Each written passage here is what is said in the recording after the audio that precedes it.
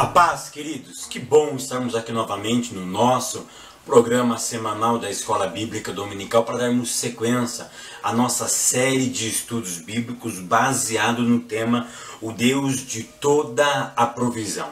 E hoje nós chegamos à lição de número 2, que tem como título A Provisão de Deus em Tempos Difíceis. E a leitura bíblica em classe se encontra no livro do Êxodo, capítulo de número 16, do verso 1 ao verso de número 15. Então hoje nós vamos estudar um pouquinho sobre a provisão de Deus em tempos difíceis. Queridos, eu só queria fazer um pequeno lembrete aqui, tá? Eu estou postando todo dia, preste atenção, todo dia eu criei um novo programa, chama Palavra Certa. São versículos bíblicos comentados por mim de forma muito rápida, tá? De forma muito ligeira. Esses vídeos não passam de 3 a 4 minutos, mas a maioria deve ter em torno de 2 a 3 minutos, tá? Todo dia eu lanço uma palavra. O programa chama Palavra Certa. Se você ainda não assistiu, assiste essas palavras, tá? Todo dia eu lanço uma palavra certa. Compartilha também essas palavras certas, tá? Esses dias a minha irmã me contou ontem. A minha irmã, ela não professa fé cristã, tá? Mas ela é uma professora de escola particular, de língua portuguesa. Ela estava ouvindo, ela ouve todas as minhas palavras certas, ela estava ouvindo, e enquanto ela ouvia, chegou uma faxineira da escola onde ela trabalha. E a faxineira ouviu aquela mensagem que eu estava mandando naquele momento, que eu estava falando naquele momento. E a faxineira, depois que ela ouviu, falou: nossa, que mensagem linda, de quem que é? Aí a minha irmã comentou: não, é do meu irmão, ele é evangélico e tal, ele posta essas videoaulas, ele posta essas mensagens e tal. Aí a faxineira olhou para ela e disse: eu estava precisando dessa palavra, porque eu estou sendo muito humilhada na minha vida e no meu emprego.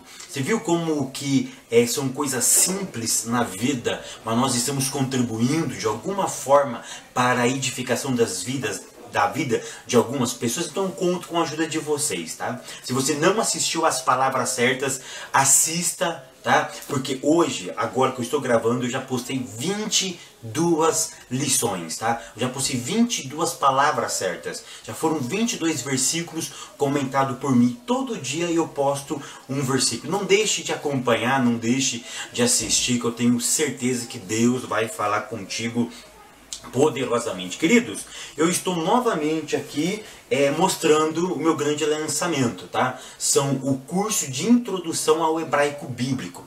Algumas pessoas até escreveram no YouTube dizendo o seguinte: pastor, infelizmente o produto acabou. Não, eu já regularizei, tá? Eu não soube fazer certinho no Mercado Livre, mas agora sempre vai estar disponível. Tá bom? Sempre você pode clicar no link que eu estou deixando aqui embaixo, tá? Na descrição do vídeo, no Mercado Livre. Você pode adquirir em até 12 vezes, querido, de apenas R$ 12,04, tá? Por mês você adquire esse curso de introdução ao hebraico bíblico. Eu vou fazer o seguinte: essa semana eu vou postar gratuitamente a primeira aula. Então a primeira aula desse curso vai estar disponível no YouTube, ok? Aí se você quiser adquirir o curso, você clica no link que vai estar embaixo da descrição e compre no Mercado Livre, amém? Eu conto com a ajuda de vocês. Queridos, então a nossa aula hoje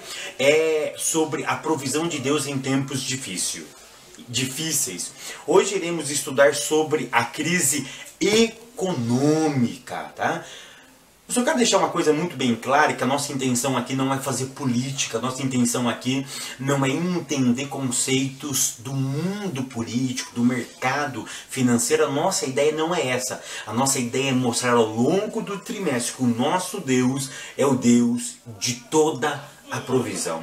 É tão interessante que a expressão é de toda. Ele não provê alguma coisa, ele não provê pela metade, ele não provê quase tudo. Nosso Deus, ele provê toda é toda a provisão que Ele favorece para nós. Então hoje nós iremos estudar sobre a crise econômica.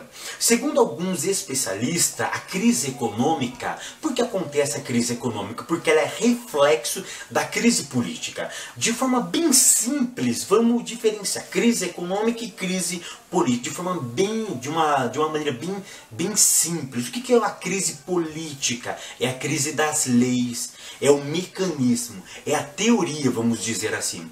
Porque a política, os políticos, eles fazem leis que vai reger, tá, o mundo financeiro, que vai reger todo o nosso sistema. Então, se a política ela for mal administrada, se ela for mal construída, nós sofremos na prática. Tá? Nós sofremos na prática, ou seja, a economia do país ela sofre porque são as leis que eles fazem, que os políticos fazem, que aceleram ou desacelera o crescimento econômico do país, ok? Então nós vamos analisar hoje a crise econômica, ou seja, o mal-estar, o não funcionamento do mundo em si, tá bom? Então o que é crise política? São as leis, quando ela é mal feitas, quando ela é mal gerenciadas,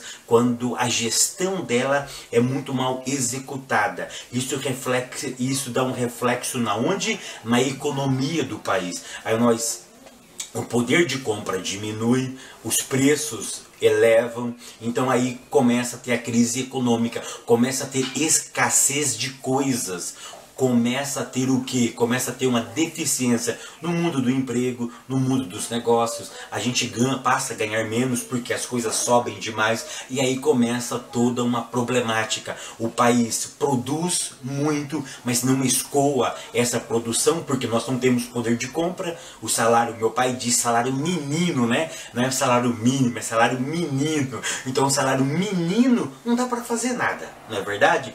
Então nós vamos analisar a crise econômica, tá? O que nós não podemos perder de vista que essas crises, elas são consequência do quê? Da ganância e da corrupção dos homens. Isso nós precisamos colocar na nossa mente. As crises, elas são geradas pela ganância e pela corrupção dos seres humanos, tá?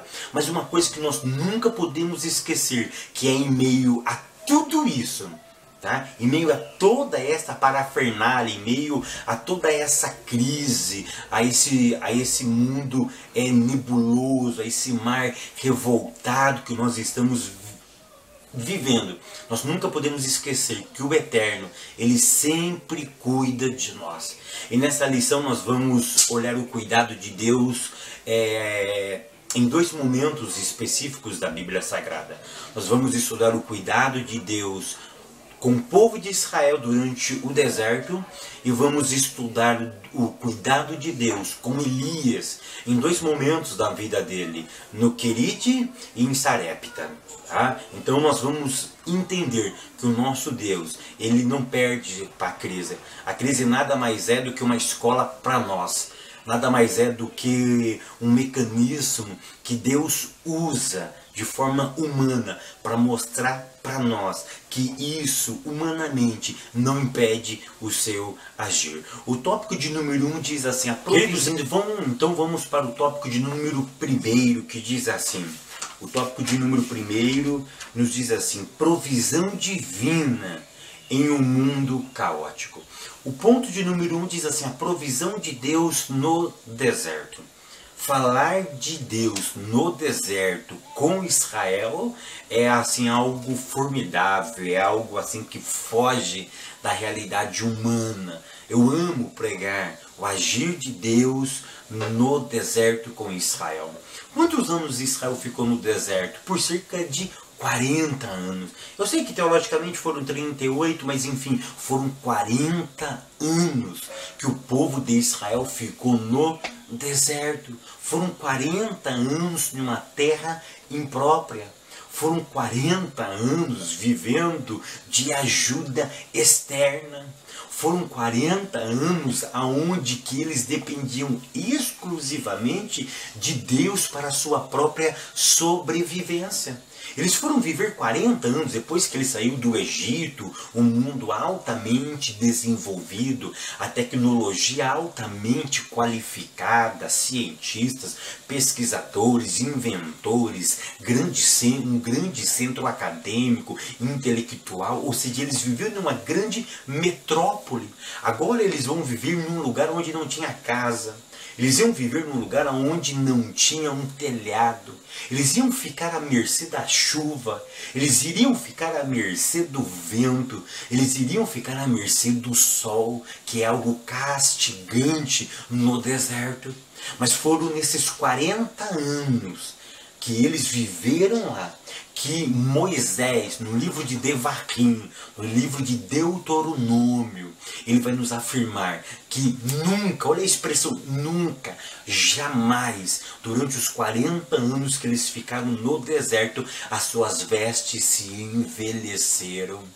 E o autor diz ainda, Moshe vai dizer que nunca os pés desses judeus incharam. Ou seja, eles viviam grande mudança climática do calor exagerado a um frio terrível, mas nunca isso, ou seja, a mudança climática não foi capaz de deteriorar a sua roupa e nem de mudar a estrutura do seu corpo. Olha aqui, ou seja, não afetavam eles, os pés não inchavam, as roupas nunca envelheciam. E deixa eu dizer uma outra verdade que eu gosto muito de pregar sobre isso. E quando eu prego sobre isso, algumas pessoas ficam surpresas. No deserto, cresceram ou não crianças? Nasceram ou não? É claro que sim. Foram 40 anos, homens nasceram no deserto, meninas nasceram no deserto. E olha que dado interessante, querido, que você pode levar isso para a sua classe. As crianças que nasceram no deserto, as mães confeccionavam roupas para eles conforme eles iam crescendo? Claro que não. Claro que não. A roupa ia crescendo de acordo com a criança. Ou seja, isso acompanhava, era algo progressivo. Havia a providência de Deus. Ou seja, o Israel no deserto é o maior fato histórico para Israel. Se nós estudarmos de forma mais profunda o Evangelho de Mateus, na verdade, ele é uma memória no deserto. Ele está revivendo, ele está recontando a história de Israel no deserto. Então, por isso que o deserto foi algo marcante. De noite, aquele frio terrível. Deus mandou o quê? Uma coluna de nuvem, uma coluna de fogo. E de dia, quando aquele sol era escaldante, uma coluna de nuvem. Para quê? Para aquecer. Funcionava como? Funcionava como um ar condicionado. Esses dias eu estava assistindo na Discovery um homem que ele foi viver no deserto. Ele foi enfrentar o deserto. E o sol estava tão castigante, o sol estava tão assim... prejudicando ele, que olha o que ele fez, ele pegou a camisa que ele estava, ele urinou nessa camisa e enrolou na cabeça. E ele disse o seguinte: eu preciso umedecer a minha cabeça, eu preciso umedecer a minha cabeça, senão a minha cabeça ela vai ser afetada pelo sol, que é algo castigante. E quando ele colocou aquela camisa encharcada de urina, ele aliviou. E logo me veio na mente que Israel não precisou urinar em pano e colocar na cabeça, porque o meu Deus, o teu Deus, o nosso Deus mandava uma coluna de nuvem. A nuvem parava e refrigerava o povo de Israel. Isso é gratificante, queridos. Isso é muito gratificante. O nosso autor vai dizer que Deus deu algumas providências, dentre elas duas. Foi cordonizes e foi o maná. O maná foi algo assim que ficou tão marcado na vida de Israel, que o maná foi guardado, ele foi preservado dentro da Arca da Aliança. As cordonizes foi algo assim inusitado, tá? Que Deus mandava cordonize todo dia pela manhã. Tinha o que? Cordonize, tinha carne. Ou seja, Deus mudou a rota das cordonizes e ela passava lá no mar, ela passava lá no deserto para mostrar para Israel que Deus estava cuidando deles. Todo dia à tarde chovia o que? Maná. E de sexta-feira, olha a qualidade do nosso Deus. Sexta-feira tinha porção dobrada, porque no Yom Shabbat, ou no Shabbat, não podia colher. Então Deus, um ser muito sábio, mandava porção dobrada no outro dia. Ou seja, toda sexta-feira tinha porção dobrada. No sábado não chovia. Aí domingo, segunda, terça, quarta, quinta e sexta, chovia o que? Maná. Tá? Maná. Mazé. O que é isto? Porque em hebraico, maná é mazé. Se você fazer o curso comigo, você vai aprender a ler essas coisas. Ma é uma pergunta. O que? Zé, isto. O que é isto? Então quando eles pegaram o maná, eles começaram a perguntar, mazé. O que é? O que é? O que é isto? O que é isso? E alguns judeus respondiam, é providência do nosso Deus. Mas é Deus providenciando o nosso sustento. E é tão lindo que a oração do Pai Nosso, preste atenção, ela é um reflexo do mazé. Ela é um reflexo do que é isto. Ela é um reflexo do maná. Olha como o Senhor Jesus fala sobre a oração. Ele diz, o pão nosso de cada dia nos dai hoje. Sabe o que ele estava relembrando? O maná. Mazé. O que é isto? O que é isso? Ou seja, a providência era todos os dias. Israel precisava depender de Deus todos os dias. Aí depois nós temos, e daqui dá uma pregação, né? Nós poderíamos pregar aqui 2 horas acerca disso. No ponto 2 diz assim, a provisão de Deus para Elias em Querite. Tá? Nós conhecemos essa história muito bem. Eu já gravei, tá? 13 aulas sobre Elias e Eliseu. E existe um grande pregador no Brasil, né, que ele me disse, né, que ele já pregou todas as minhas aulas sobre Elias e Eliseu. Tá? Ele pega da internet e ele reproduz no Brasil e fora do Brasil. E para mim isso é muito gratificante. Então tem aulas preciosíssimas. Se você quiser saber de forma profunda a história de Elias e Eliseu, reveja essas aulas, são 13 lições onde eu explico de forma assim muito minuciosa, no original hebraico, acerca disso daqui. Mas algo muito interessante que Deus sustenta Elias no Querite. Por que Elias vai para o riacho de Querite? Elias tinha profetizado que não choveria. E não chovendo em Israel, aconteceria o que? A crise econômica entraria, uma grande estiagem é algo prejudicial para a economia de um país. E Acabe ficou realmente enfurecido quando ele ouve isso daí. Então quando ele profetiza isso, a Bíblia diz que Deus leva ele para o Querite. Ele pede para ele, Elias, vai para o Querite, que lá eu vou te sustentar. Ele chega até o Querite. E Querite, o que significa Querite em hebraico? E Querite significa cortar. Colocar no tamanho certo. No meu ponto de vista, Deus tem algumas formas de providência. E uma das formas que Ele traz a providência para nós é quebrando o nosso ego e o nosso orgulho. Elias estava vivendo no auge. Elias estava vivendo no apogeu. Elias estava nos holofotes. Os holofotes estavam em Elias. Saiu de uma cidade pequena, uma cidade sem muita expressão. Agora Elias está no centro, Elias está no foco, os holofotes estavam em Elias. E Deus então diz para Elias, eu vou cortar o seu holofote. A glória tem que ser para mim. Vai para onde? Vai para Querite. Eu vou colocar você no tamanho certo. Às vezes providência também é nos colocar no tamanho certo. É tirar o nosso orgulho, é não deixar que a prepotência chegue no nosso coração. E lá no Querite eu vou sustentar você. E é tão interessante que as águas do Querite, do riacho de Querite, ela termina, porque não teve chuva. E aí Deus pega e pede para ele ir para onde? Elias, vai agora para Sarepta. É o ponto de número 3. A provisão de Deus para Elias em Sarepta. Eu tenho uma aula muito profunda sobre Sarepta. O que significa Sarepta? Sarepta significa lugar de fundição. Era o lugar menos... Era assim, um lugar assim, menos provável que Elias fosse morar.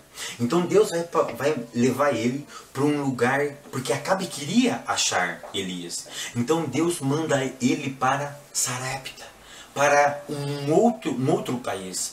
E naquele lugar, Acabe não acreditaria que Elias iria para aquele lugar, porque o lugar de fundição, eu explico muito bem na minha aula, tá? de forma muito profunda, que com certeza era um lugar onde eles criavam deuses, onde eles fundiam imagem de escultura. Era um país realmente politeísta, onde a idolatria perdurava, a idolatria morava naquele lugar. A idolatria tinha uma grande força. Então Deus pede para Elias ir para Sarepta, um lugar onde se fabricava ídolos. E com um agravante ainda, você vai na casa de uma viúva, olha que algo contraditório. Ele iria num lugar aonde uma mulher precisaria de ajuda. Agora aquela que precisaria de ajuda, iria ajudar. E Elias então, olha que interessante, ele saiu do Querite, Deus quebrou ele. Agora ele vai num lugar aonde aquela mulher precisava de ajuda. Ele chega lá, nós conhecemos a história, né? Ela não tinha muita coisa. Olha, eu tenho um pouquinho de azeite aqui e um pouquinho de farinha, eu vou fazer um bolinho, eu vou comer aqui. Ele, não, faz primeiro para mim. E o texto bíblico diz que ela obedeceu à voz do profeta. Ela fez para ele comeu. E depois Deus, através da vida de Elias, faz uma grande providência. O que nós tiramos de lições preciosas diz que Deus tem várias formas de trabalhar. A nossa finalidade é perceber e entender a maneira que Deus quer agir na nossa vida, tirando o ego, tirando o orgulho, mostrando para nós que nós somos totalmente dependentes dele e que ele tem as formas mais variadas de trabalhar. Ele trabalha do jeito que ele quer. Nós precisamos simplesmente obedecer o seu agir. Tópico de número 2 diz assim: um mundo caótico. Queridos, no tópico de número 2, nós vamos comentar um pouquinho sobre como está o mundo. E o nosso autor afirma que nós vivemos num mundo caótico. E ele faz uma afirmação no ponto de número 1, o mundo jaz no maligno. Tá? Ele cita a primeira de João. O que eu preciso entender nesse texto é o seguinte: o que significa a palavra jaz? A palavra jaz significa mundo de morte. Significa sepultura, significa, ou seja, aqui não existe mais vida.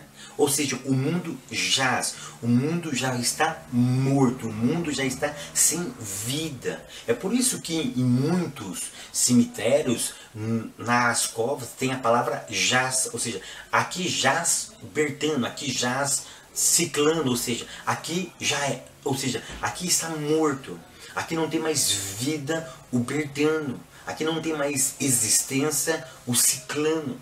Então a primeira afirmativa que eu preciso entender é que o mundo jaz. Ou seja, o João está falando de um mundo que está morto. Tá? Um mundo que está morto.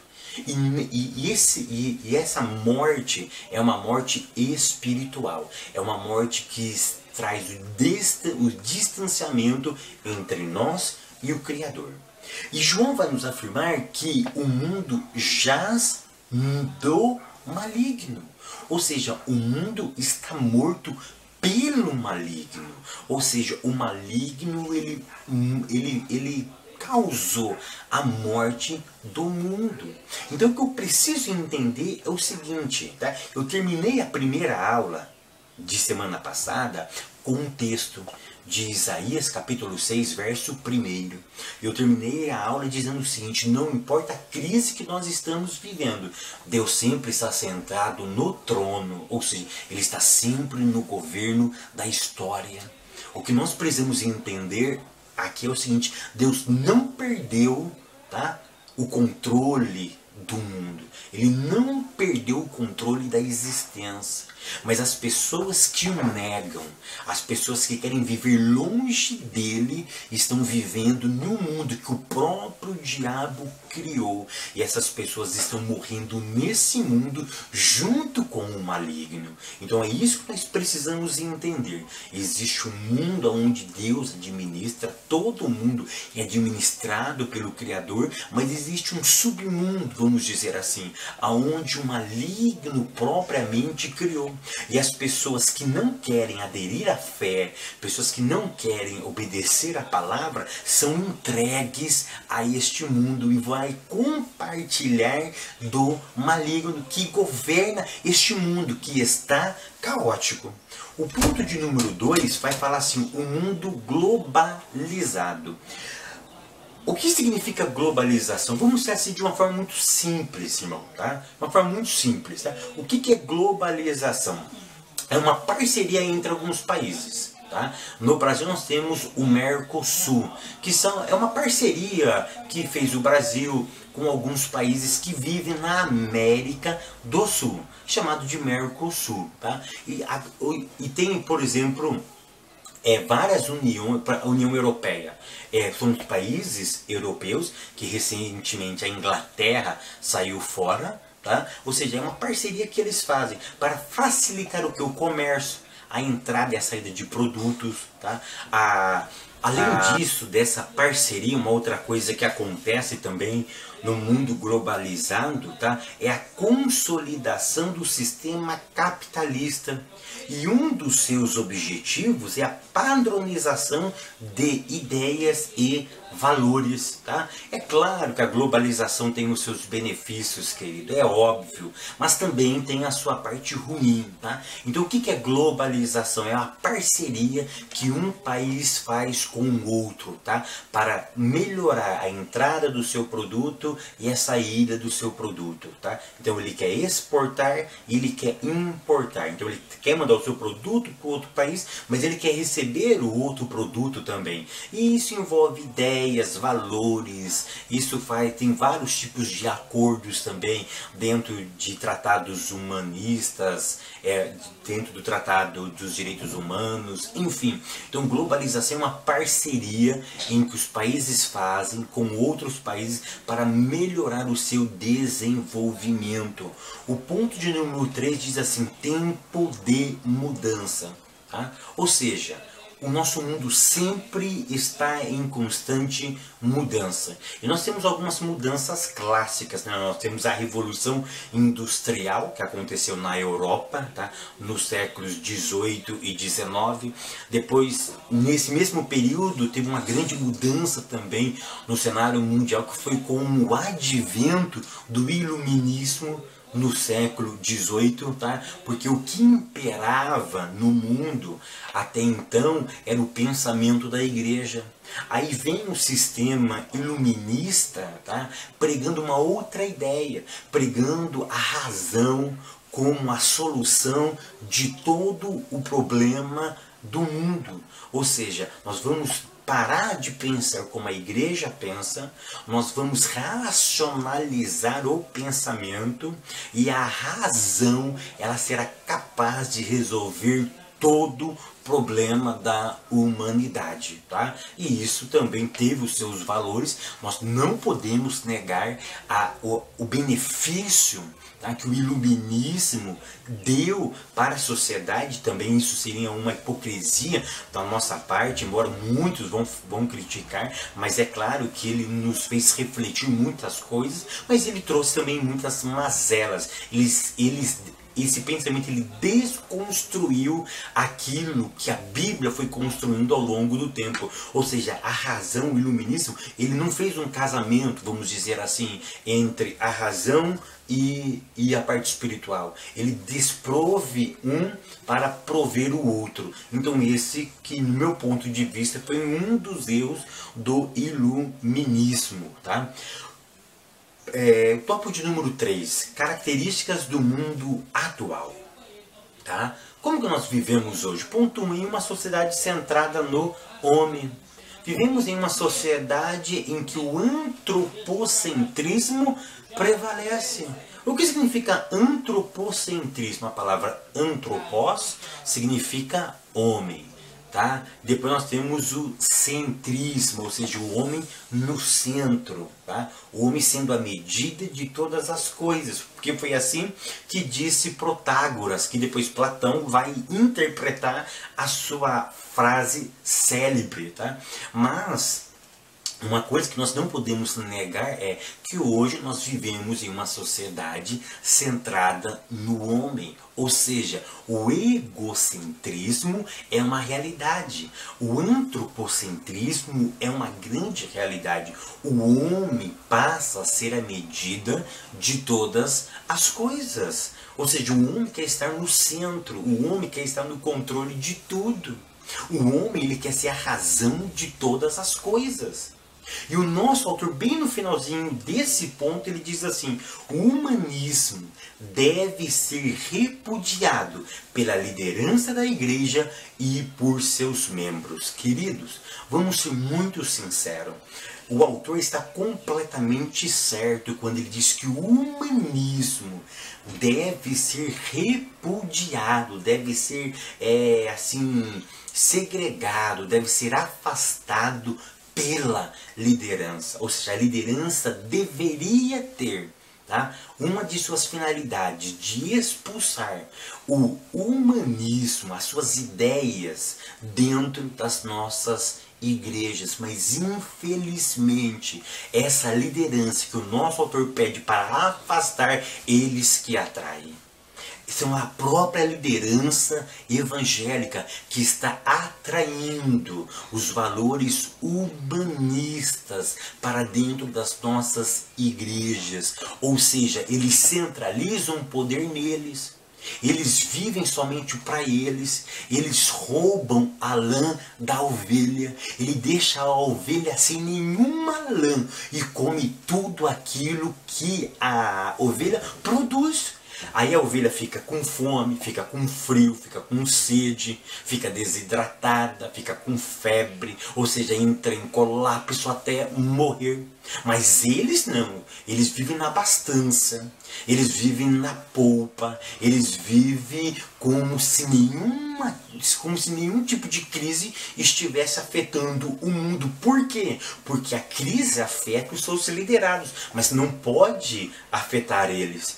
Então essa frase do nosso pastor Elienay Cabral, ela é lindíssima, mas na prática não é verdade, porque a igreja sim, os membros sim, repudiam essa mazela, essa má administração eclesiástica que nós estamos vivendo, mas a liderança não. Porque a liderança, eles gerem, eles fazem uma gestão para si, para eles próprios. Ou seja, tudo é para eles, nada para as ovelhas. Quando vai dar alguma coisa para as ovelhas, eles já sugaram muito as pobres das ovelhas.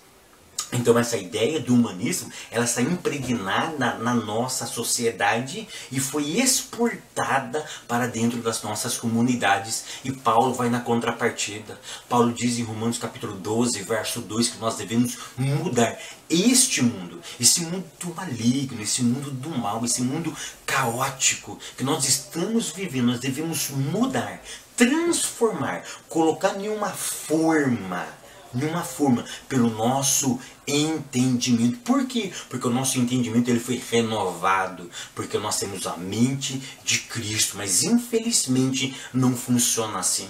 Nós vivemos numa igreja antropocêntrica. Eu vou repetir, nós estamos vivendo em uma igreja antropocêntrica. Nós estamos vivendo numa igreja onde o homem, uma igreja é o centro. Cristo está sendo destronado, Cristo está sendo tirado do poder e homens estão governando, homens estão ficando no centro, no poder, na vitrine. Queridos, isso é muito sério. Isso é muito sério. Líderes estão se tornando deuses. Líderes estão se tornando a figura mais importante dentro do sistema eclesiástico. Olha que diferença de João, o Batista, quando ele diz: convém que ele cresça e que eu diminua, que eu saia de cena. O que importa não é me ver, mas é ver Cristo que está reinando dentro das nossas vidas. O ponto de número 2 diz: uma sociedade relativista. Hoje nós temos, e isso é muito sério, e isso não pegou só na sociedade, porque a igreja é reflexo da sociedade. Tudo hoje na igreja é relativo. Ou seja, o absoluto versus o relativo tem um choque muito grande. Hoje tudo que você vai falar, você é questionado na igreja. Ou seja, verdades absolutas, elas são questionáveis. Por quê? Porque a intelectualidade está entrando. Glória a Deus por isso. Mas se percebe que valores baseado na palavra de Deus está perdendo seu valor, está perdendo as raízes. Tudo hoje é relativo. Depende como você fala, depende de onde você mora, depende do seu ponto de vista.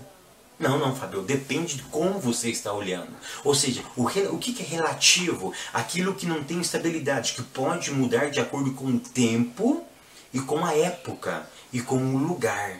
Isso envolve geografia, espaço, envolve uma série de coisas. Então nós temos que tomar muito cuidado. A sociedade relativista está perdendo os seus valores absolutos. E quando nós perdemos valores absolutos, nós perdemos o quê? O centro, o foco.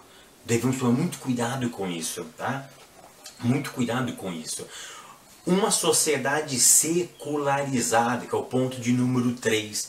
O que é uma sociedade secularizada? O secular é errado? É claro que não. O problema é negar o espiritual do cotidiano. Quando eu nego o espiritual do cotidiano, eu estou secularizando a vida do homem. Eu dei um exemplo em aulas passadas e vou repetir aqui. Se você trabalha no seu emprego, e se você enrola no seu emprego, você está pecando. Você sabia disso? Porque Paulo diz que nós devemos trabalhar para o nosso patrão, como se nós estivéssemos trabalhando para o Senhor. É isso mesmo. Se eu enrolo no emprego, preste atenção, eu estou pecando. Se eu colo na prova, eu estou pecando. Se eu tento matar o tempo de alguma forma, eu estou pecando. Se eu tento burlar o imposto de renda, eu estou pecando. Se eu dou um favorecimento, eu dou uma atenção especial para uma pessoa na igreja, só porque ele me trouxe um agrado, eu estou pecando. Vocês perceberam que o secular, na verdade, não é errado. O problema é quando eu tiro o espiritual do cotidiano. É esse o problema do secularismo. Ele secularizou, tá? Tudo aquilo que era espiritual, ou seja, ele não vê nenhum princípio espiritual naquilo. Para ele é tudo secular. Então, quando eu nego o espiritual do cotidiano, eu estou pecando. E eu quero concluir essa aula dizendo o seguinte, que as crises sempre existirá, mas o cuidado de Deus nunca falhará. Lembra o que Deus fez com Israel no deserto? Lembra o que Deus fez com Elias em Querite e em Sarepta? Que Deus possa também trazer uma providência nesse momento de crise para a tua vida, para a tua família, para o teu emprego. O desejo do meu coração é que a providência de Deus esteja na tua casa. Que a providência de Deus entre neste momento aonde você precisa. Que o Deus de toda provisão possa estar aí com você, resolvendo, trabalhando. E não se esqueça, nós estamos vivendo em crise, mas o cuidado de Deus nunca falhará. Que Deus continue abençoando a todos. Até o nosso próximo programa.